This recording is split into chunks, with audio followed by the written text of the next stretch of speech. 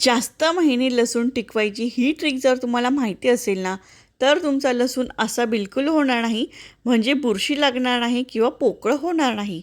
Tips बघू.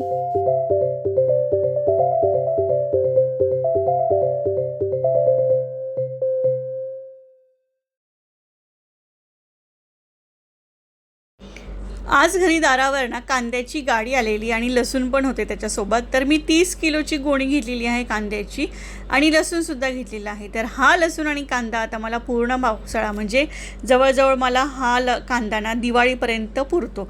मी अशा पद्धतीने कांदा स्टोअर करते ना, जेणेकरून तो अजिबात सडत नाही किंवा त्याला ओल पकडत नाही आणि अजिबात एकही कांदा खराब होत नाही. मी अशा पद्धतीने हा कांदा ठेवते ना, जेणेकरून हा मला 7 ते 8 महिने सहज टिकतो, एकही कांदा खराब होत नाही.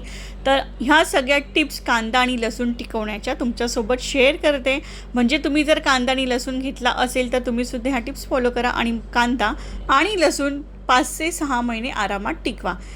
तर कांदे मार्केटमधून तुम्ही आणणार असाल तर कांदे घेताना नेहमी चेक करून पहा, कारण की कधी कधी काय होतं ना, की ह्या लाल पिशवीतले गोणीमधले कांदे खाली तळाला खराब असतात आणि वरती चांगले असतात. तर ही एक गोष्ट नक्की चेक करून घ्या. त्यानंतर आणला ही गोणी अशीच ठेवायची नाही आहे. तर यातले कांदे आपल्याला काढायचे आहेत आणि पार्टिशन करून ठेवायचे आहेत. म्हणजे एखादा कांदा सडलेला असेल किंवा खराब झाला असेल, बुरशी पकडलेली असेल, त्या व्यतिरिक्त काही जुळीचे कांदे असतात. जुळीचे कांदे बऱ्याच घरांमध्ये वापरले जात नाही, माझ्याकडे सुद्धा मी वापरत नाही. तर असे कांदे बाजूला करायचे. तर हे सगळी आज छाटणी करायची आहे. तर आणि अर्धे कांदे मी घरी वापरण्यासाठी करणार आहे आणि हे बाकीचे कांदे सगळे काही व्यवस्थित लावून ठेवणार आहे. 6 ते 7 महिने कांदे टिकवण्याची पहिली टिप तर हीच आहे, की तुम्हाला कांदा बिलकुल ओलसर घ्यायचा नाही आहे.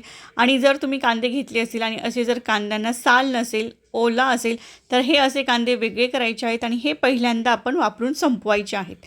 त्यानंतर दुसरी स्टेप आहे, कांदे व्यवस्थित पसरून ठेवायचे आहेत. घरी जागा असेल, कॉटखाली, कुठेही जागा तुम्हाला मिळेल त्या ठिकाणी असे कांदे पसरवून ठेवायचे. हवेशीर ठेवायचे, जेणेकरून मोकळी हवा त्यांना लागली गेली पाहिजे. डायरेक्ट सूर्यप्रकाशात ठेवायचे नाहीत. थोडंसं सनलाईट असेल तर ठीक आहे, पण अगदीच उन्हात वाळवतायत असं ठेवायचे नाही आहे. आणि प्लास्टिकच्या गोणीत किंवा प्लास्टिकच्या डब्यात हवाबंद जागी ठेवायची नाही आहे. जिथे हवा खेळती राहील, मोकळी राहील अशा ठिकाणी ठेवायचे आहेत. तिसरी स्टेप म्हणजे हे कांद्यांचे जे काही लाल टरफलं असतात, हे जर तुम्ही फेकून देत असाल तर हे बिलकुल फेकायची नाही आहे, कारण की हेच त्यांचं प्रोटेक्टिंग कवर असतं. तर कांदा हा अगदी सुकलेला आहे, तुम्ही पाहू शकतात. आणि हे असे कांदेसुद्धा आतमध्ये बऱ्याच वेळांना बुरशी असते, तर हे सुद्धा बाजूला करायचे, म्हणजे पटकन वापरायला घ्यायचे. तर अशा पद्धतीने कांदा व्यवस्थित पसरून ठेवायचा, हवेशीर जागी ठेवायचा. खाली पेपर टाकला तर अगदी उत्तम, म्हणजे ओलसर कांदा असेल तर ते मॉइश्चर शोषून घेतो कागद. पण जर तुम्ही कांदा मुळातच कडक घेतला ना, तर तुम्हाला पेपर वगैरे घालायची काही गरज पडत नाही. फक्त ही कांद्याची जी टरफलं आहेत ना, ती सांभाळून ठेवायची, म्हणजे यातच ठेवायची, म्हणजे कांदा छान असा मस्त टिकतो. यामध्ये एखादा जरी कांदा सडका असेल ना, तो लगेच बाजूला करायचा. म्हणजे काय होतं, की एक जसा आंबा सडलेला असतो की तो बाकीच्या आंब्यांना सडवतो, तसंच कांद्यांचं सुद्धा आहे. एक कांदा जर सडका असेल तर तो इतर कांदेसुद्धा खराब करतो. त्यामुळे अशी वर्गवारी करून घ्यायची, खराब कांदे बाजूला काढायचे आणि छोटे छोटे कांदे, मोठे मोठे कांदे असे बाजूला करून ठेवायचे, म्हणजे आपल्याला वेळ प्रसंगी तसे साईजनुसार कांदे वापरायला मिळतात. आता आपण लहान होतो तेव्हा माझ्या घरात तर कॉटखाली हे कांदे पसरून ठेवायचो.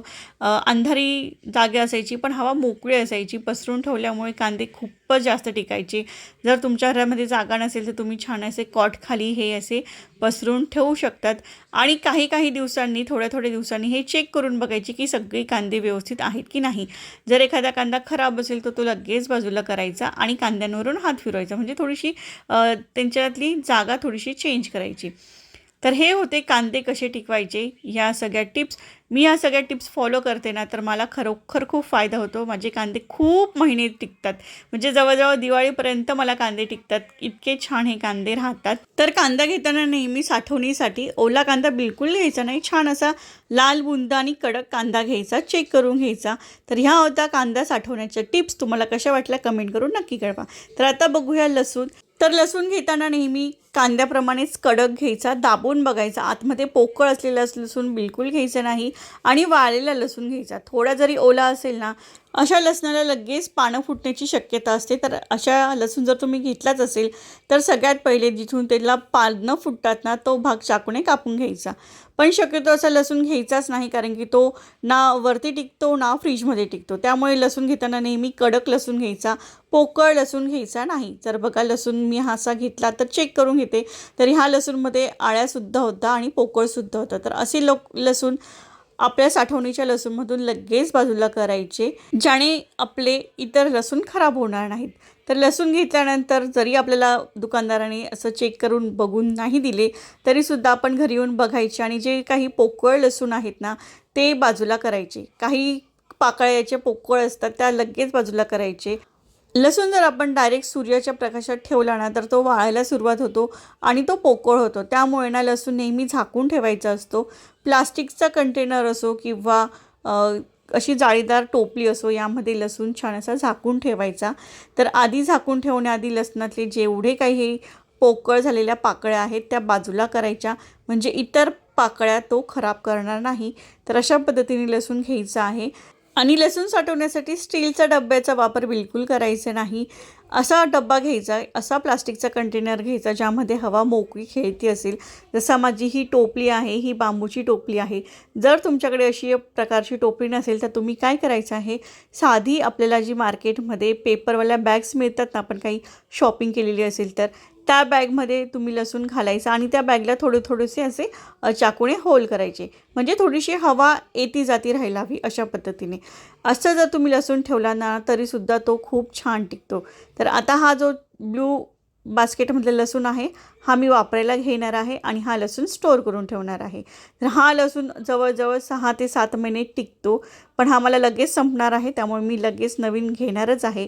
आता हे लसूण कमी होते त्यामुळे हा बास्केटमध्ये बसले, पण आता मी जेव्हा नाशिकला जाईन तेव्हा 5-7 किलो लसूण मी एकदाच घेऊन येते. त्यावेळी मी ते कसे स्टोअर करते आत्ताच तुम्हाला सांगते. त्यासाठी काय करायचं, रिकामे असे हे पार्सलचे बॉक्स असतात ना त्यामध्ये हा लसूण ठेवायचा.